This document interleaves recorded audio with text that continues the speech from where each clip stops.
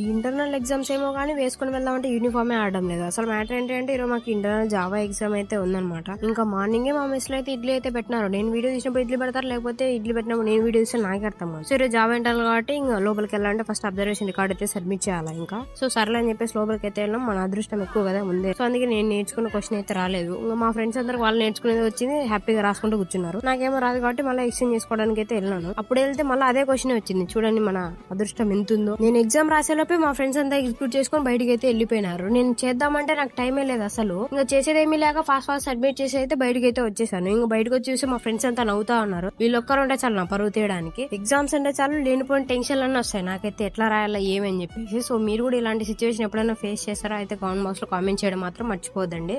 So ఇంకా night నిద్రపోవడంలో నేను uniform పైన ఆరేసిన కూడా మర్చిపోయాను అనమాట. తెలిసిందేగా మనం ఒకసారి నిద్రపోతే ఇంకా లేవం అనమాట. సో అందుకే యూనిఫామ్ అయితే తడిచిపోయింది ఇంక మార్నింగ్. సో అదనమాట ఈ వీడియోకి వెళ్ళే ముందు సబ్స్క్రైబ్ చేసుకోవడం మాత్రం మర్చిపోదండి. వెళ్ళొస్తాం. ఓకే బోయ్.